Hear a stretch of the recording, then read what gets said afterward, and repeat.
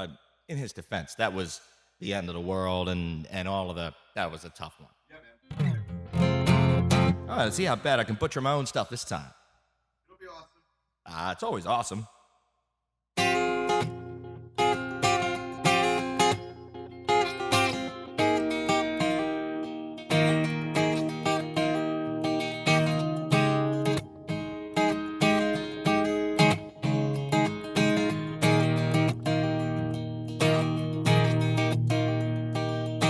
Hold me, break me down, destroy me, I'm your only. I'll be right here, love, if you'll employ me to be the one you hammer when you're lonely. But you're wasted, wishing, wondering, waiting, I think your phone's dead. Baby, if you fake it, I'll pretend that I don't notice, because I need this.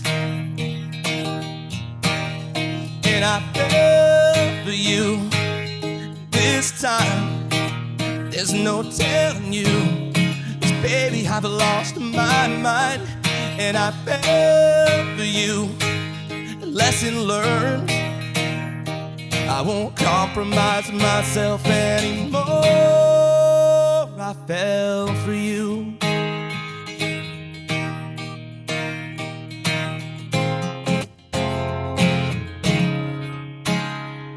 All this time spent thinking you were mine, 'cause that's what you said.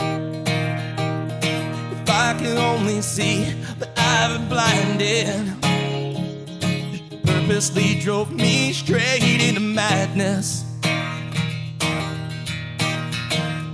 But I'm still waiting. I know I can fake, but I can't taste it. I don't need your love if I can't hold you in my arms, because I want you. And I fell for you this time. There's no telling you, 'cause baby, I've lost my mind. And I fell for you, lesson learned. I won't compromise myself anymore. I fell for you.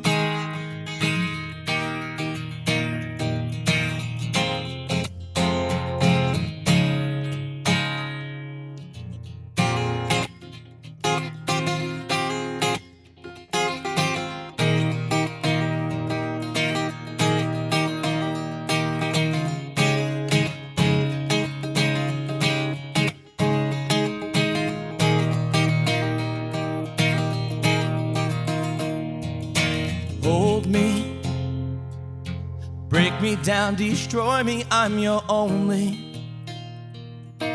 I'll be right here, love, if you'll employ me to be the one you hammer when you're lonely. But I fell for you, and this time there's no telling you, baby, I've lost my mind. And I fell for you, lesson learned.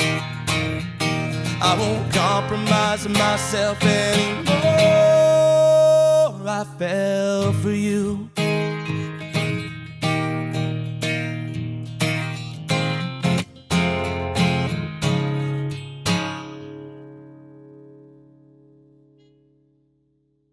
What's up, everybody? This is Awesome Talk, and we are here with our special musical guest, Jimmi Soldo. Thank you for that.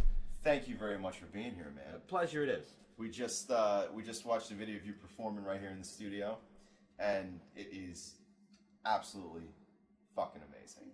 Well, I appreciate that. Like I said earlier, you guys are easily impressed. So. Oh, have a look around, you know. So, can I talk a little bit about how I figured out who you were and how? Please. So her and I went to Applebee's one night, and we just went out for drinks, just some, the big margaritas, the big with the coconut in it and shit. The giant ones that only alcoholics buy. Yeah. Those ones got it. With your... Don't ever say margarita. What was it again? Oh, banana pina colada. Banana pina coladas, that's what it was. So, anyway, they often have music in places like Applebee's, right? And it's just it's a thing that's going on that just is part of the ambiance of the restaurant, of the experience, right? But I could not help but notice that somebody was playing guitar awesomely and singing awesomely in the background. I was like, this guy is fucking incredible. He's got to be on the fucking show. So I went up and I talked to his boy that was working with him. He gave me a card. We communicated, and now he's here. Cool. So. Take it, man. Bada bing, bada boom. Bada bing, bada boom. So it is what it is. Yada yada yada. Yeah. And now we're here. You know, it's nice to say that caught your attention with what I'm doing in a live situation. You know, in that kind of situation, I'm just kind of doing like you said, trying to attract a little bit of attention and not just be the standard guy sitting there with a guitar, but I'm doing it through, you know, what I consider a series of band-aids, you know, harmonizers, loopers, you know, LED lights, backdrops, just something to make myself stand out, make the acoustic gig a little bigger. Yeah. What we did here is absolutely none of that at all. I mean, this is, you know, my original stuff is more of, I kind of consider it my personal book. You know, I've been down this road of trying to make a name or make a band or make an album, and you know, we got that close to maybe something happening, and you know, that's not really my focus in what you saw. That's my day-to-day, it's my bread and butter, and I'm just kind of out there to draw in and make the money. And you know, I kind of feel like I've been traded to the dark side a little bit once you work in your field. Right. You know, I worked in a field as a mechanic, and eventually you spend enough time being a mechanic, you're going to hate working on cars. Yeah. Not that I hate playing the guitar by any means, but, you know, I can deal without playing Sweet Home Alabama ever again. Yeah, ever. sure. You know. We had a But, song, we retrofitted Sweet Home Alabama to something called You're a Fucking Asshole. Yeah. oh, that's We definitely did. It was a good song. the same thing with the Zach Brown song. We Fuck, turned that's that chicken fried song into a bath salt song. Yeah. Now there's a song called People That's Fried. a good This is just a breath of fresh air, being able to do like my personal book. Sure. You know, and it's no loopers, no harmonizers, no nothing, but just me. And you know, it's I appreciate that. You know, I don't get a chance to do that really. Well, I do from time to time. I'll pull out an original and do something in a live Sure. situation, but that's if, you know, the bar's really not paying attention, and it doesn't matter, you know, Sure. what's going on. Well, when That's I the was only there, thing. when I saw you, you were doing a lot of covers. You did a cover of Another Brick in the Wall by Pink Floyd that is unreal. Oh, trippy. How long have you been playing for? Oh, God. Way too long to not be any better than I am. About 32 years, 31, 32 years. And, you know, I'm sitting here 34 years old. So, you know, this has just been That's like, it, yeah. I mean, that's why I'm sitting in the chair with her right now, because this is the other half of me. You know? Right. And it's more of a crutch to get through life than anything else. I mean, it's obviously everybody's Chicks. got some kind of outlet. Girls, lots of girls. Chicks like it, but you know what? As soon as this happens, I'm the retard in the science class again. You know, I'm that nerd sitting in No more AV class girls. pushing the gigantic freaking TV down the hall with the VCR on it. You remember what I'm talking about. Yeah. This happens, yes, the girls pay attention. But you know what the honest truth to that is? They don't hang around till 3 o'clock in the morning when you're done packing up your equipment. What happens is they're there and they're thinking about it. All right, cool. And this guy over here buys her a drink. That guy over here buys her a drink. Then pretty soon, those drinks make this guy not look that bad. And he'll be here next week. So out the door they go. The girls are nice for attention. But I'm not buying any girls. it never comes to any kind of fruition. Being a musician, we are all nerds under this veil that we go around with that, you know, appears that we're some kind of cool. It's not true. So, I read on your website that you said music saved your life literally. And Many times. You went through a point where there's this whole thing on your website about how you were homeless for a time and the shit really just brought you to life. Can you talk a little bit about how that all happened? Yeah, well, kind of. That was a very nice article written on my website by Laura Gooley as writing for The Islander. And I appreciate her doing that too. Homeless, yeah, I think we all kind of end up homeless for a little while. You know, I just decided to pull it off a little bit longer, I guess maybe out of being stubborn. Yeah. But the only constant that's been in my life has been music. And it's been a part of me more than it's been a part of, you know, having to perform it for anybody or needing to get anything out of it. I already get out of it what I need and what I want, you know? And it's just, you know what, sometimes it's been a sarcastic slap in the face too. Because Wait, what do you mean by that? You can become such a fuck up in life and have that little Jiminy Cricket character in your life that just says, what are you doing? Straighten your shit out. And I'll get to the end of a song and not know where these words came from, you know? It's like when you start to write, when the inspiration comes, it's all got to come out right now. I don't care what's going on. I wouldn't care if I was late to work, if whatever is going on. If it's 4 o'clock in the morning, this song is coming out right now. I have an obligation to write this song. Or at least just write down the thoughts that are coming. So, you know, I find myself getting to the ends of some of these lyrics and going, are you serious? And reading words that were ironically applicable to myself and hurtful almost sometimes, to go, oh, wow, I guess that's right, or this is, you know, a direction you could look at it from. Like And a then, reflection, like a reflection. kind of like a reflection, but then I think songs need to be ambiguous enough to where it's not up to me to necessarily draw a meaning out of it, which is why I'm glad we're kind of headed down this road. My songs particularly, don't have a meaning to me of this is what it's about and this is what I was thinking at the time. It's all kind of up to my own interpretation. It's up to your interpretation.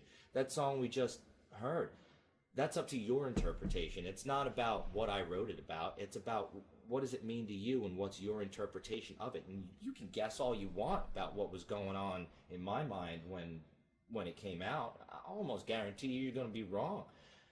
You know, I could sit down and write the first half of a song and I'll have this time period or something in my mind about it. And then the second half of the song will be from someone else's point of view or somebody that I don't even know. And you smash them all together, and from the beginning to the end, you go, oh, wow, that's like really specific sounding to this one type of situation.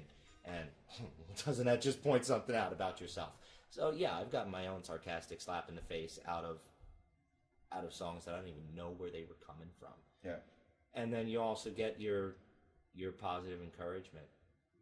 You get your positive reinforcement, as sort of guidance counselors like to refer to as a reprimand. All of that has come to me through music. That has never been a point to where I wanted to do this for the performance first. You know, I kind of feel like I'm operating under a veil sometimes with this live show that I do, because it is all the covers and, you know, the same thing that I do with my cover band. But I feel more right and more justified doing that than turning wrenches on a car.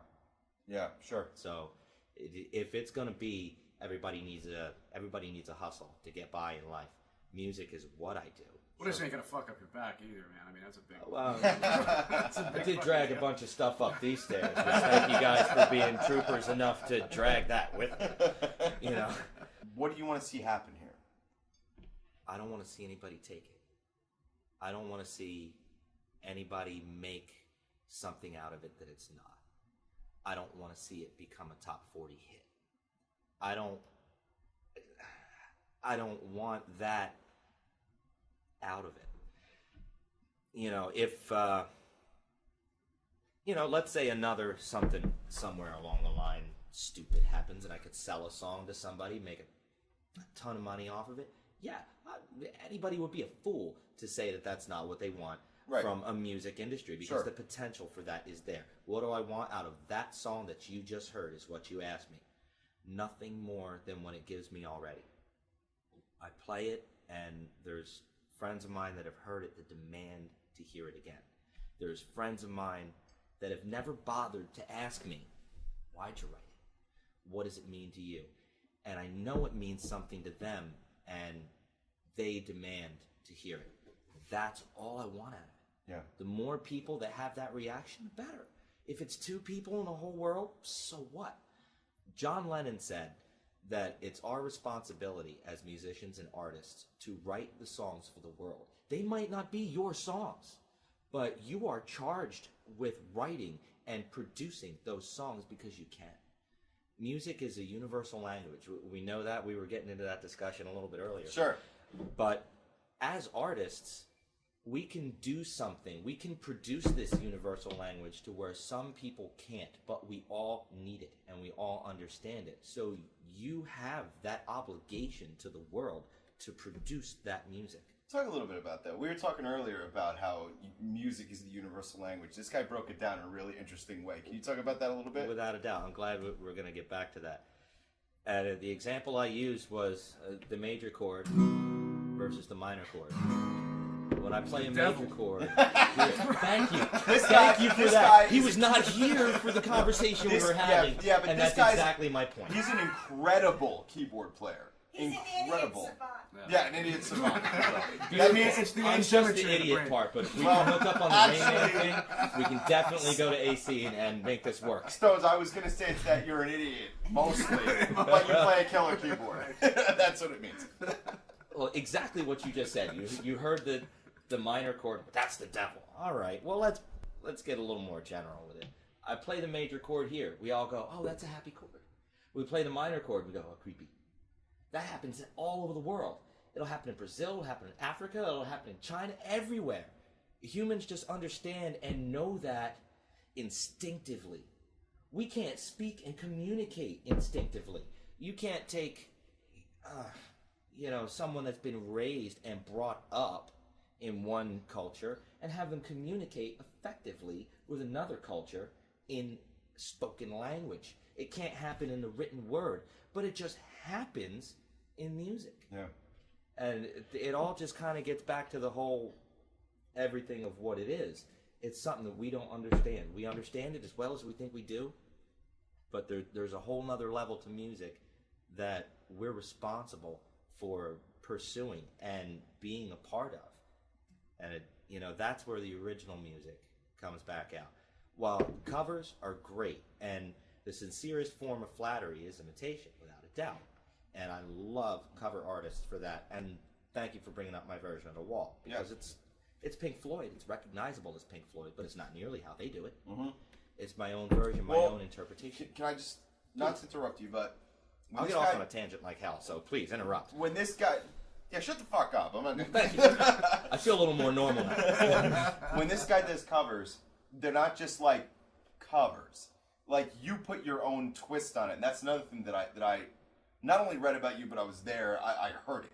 And you put your own twist on things. How do you approach that? Why do you approach it that way? What's your... Well, the only reason I play a song in the first place is it's got to get my attention. So it's Okay. got to be a song that I go, oh, hey, that's cool, or got something in it, or got a hook, or got a reason, and I think that I can play it. Except for maybe some of the Grateful Dead stuff. That's just because I think I can do a better job. But let's not talk about that. I love the Dead, not talking down on them. But I just don't like the way they play their own stuff. I love them even though they suck. They made a career sucking at music but being great people. Unbelievable, dude. They had a community is what made them. So did the Ramones. I mean, Yeah. Exactly the Another same one, deal.